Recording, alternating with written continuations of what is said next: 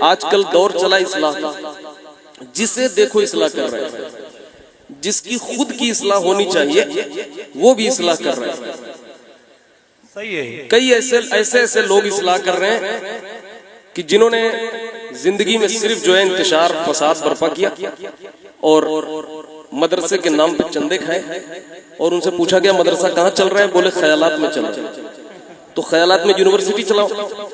وہ لوگ بھی اصلاح کر رہے ہیں نعت خانوں کی، ایسے پڑھو ایسے پڑھو. ایک دن تو حد ہو گئی، ایک ناظم اناؤنسر صاحب ہیں وہ اصلاح کر رہے تھے کہ بھائی ایسے پڑھو، یعنی اس طرح پڑھو کہ حضور محفل میں موجود ہیں. انہوں نے کہا اور انہوں نے 20 لطیفے سنائے. تو میں نے کہا پھر جب انہوں نے لطیفے سنائے تو اس وقت بھی تو حضور موجود تھے محفل میں، کہ صرف یہ فارمولہ نعت خواں کے لیے. تقریر کے بھی آداب ہیں. بہت سے ایسے خطبہ ہیں کہ تقریر جیسی کرنی چاہیے ویسی تقریر نہیں کرتے، اور وہ چاہتے ہیں کہ ہم حضرت حسان ابن ثابت کی طرح پڑھیں. تو ہم اگر حسان ابن ثابت کی طرح اگر آپ چاہتے ہو کہ ہم پڑھیں تو میں بھی چاہتا ہوں آپ ابو بکر صدیق کی طرح تقریر کرو. آپ بھی جو ہے عمر فاروق اعظم کی طرح تقریر کرو، آپ عثمان غنی کی طرح تقریر کرو، عبیدہ بن جراح کی طرح تقریر کرو. تو ہم بھی اسی فہرست میں کہ حسان ابن ثابت کی غلامی میں نعت پڑھ رہے ہیں، اور ہمارا یہ اپنا کام ہے، آپ کا اپنا کام ہے.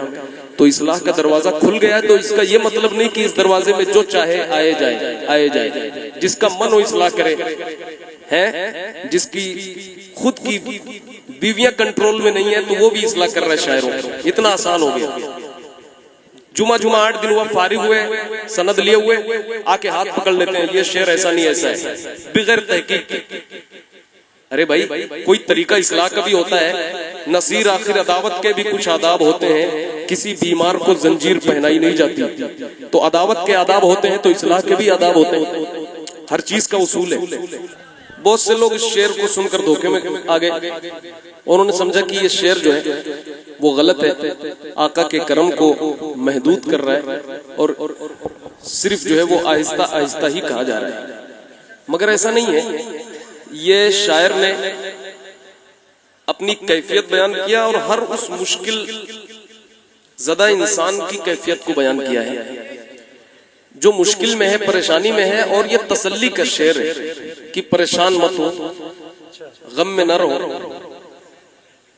جو مصیبت میں ہے اس کو سمجھانے کے لیے کہ پریشان مت ہو، کرم فرمائیں گے آقا مگر آہستہ آہستہ.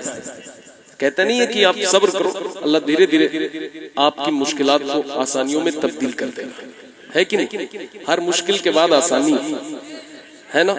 تو وہ آسانی کبھی کبھی حضور چاہیں تو فوراً ہو جائے، مل جائے. حضور چاہیں تو پھر وہ ایک یہ دنیا جو ہے اللہ مسبب الاسباب ہے، سب کچھ سبب اور ذریعے ہیں اس کے کام کرنے کے.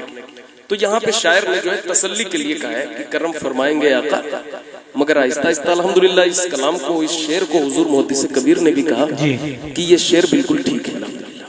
جی میں حاضر کرتا ہوں، سماعت فرمائیں.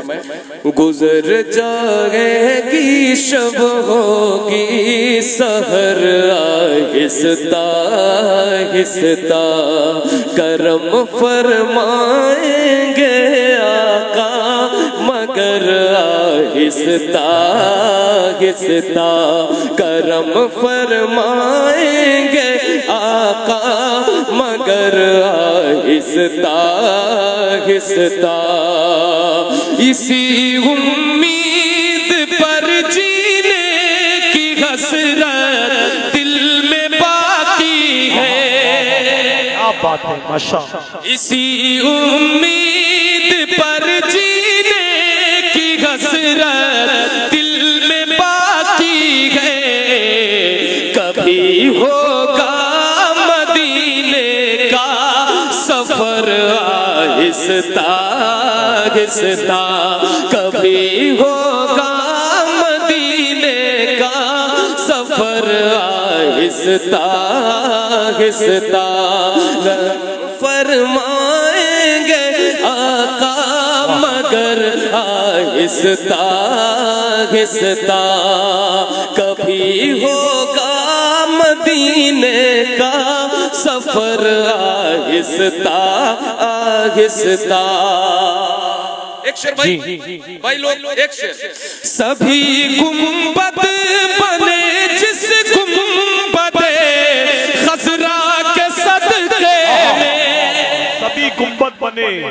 سبھی گنبد بنے جس گنبد خضرا کے صدقے میں، اسے دیکھو مگر اٹھے نظر آہستہ آہستہ، اسے دیکھو مگر اٹھے نظر آہستہ آہستہ، کبھی ہوگا مدینے کا سفر۔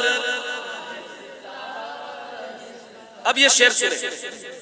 قسم اللہ کی نقشہ بدل جائے گا محشر کا، جی قسم اللہ کی نقشہ بدل جائے گا محشر کا، رکھیں گے جب قدم خیر البشر آہستہ آہستہ، رکھیں گے جب قدم خیر البشر۔ ماشاءاللہ، کبھی ہوگا مدینے کا سفر آہستہ آہستہ۔ قمر کا مطلب معلوم ہے؟ بڑے قاف سے قمر، قمر کا مطلب کسے کسے معلوم ہے؟ اتنا بڑا مجمع کئی لوگ بات کر رہے ہیں، قمر کا مطلب معلوم؟ چاند۔ بڑے قاف سے قمر کا مطلب ہوتا ہے چاند۔ اب شعر سماعت فرمائیں۔ میرے آقا ہے جھولے میں اور ان کی نور کی انگلی، اللہ واہ واہ واہ، کیا بات ہے، ماشاءاللہ۔ میرے آقا ہے جھولے میں اور ان کی نور کی انگلی، جدھر جاتی ادھر جاتا قمر آہستہ آہستہ، جدھر جاتی ادھر جاتا قمر آہستہ۔ سب مل کر کبھی ہوگا مدینے کا سفر۔ ماشاءاللہ۔ دیار مصطفیٰ میں اے میرے دل غور سے سن لے، دیار مصطفیٰ میں اے میرے دل غور سے سن لے، دیار مصطفیٰ میں میرے دل غور سے سن لے، دھڑکنے کی اجازت ہے مگر آہستہ آہستہ، دھڑکنے کی اجازت ہے مگر آہستہ آہستہ سبحان اللہ، ماشاءاللہ۔ آہستہ۔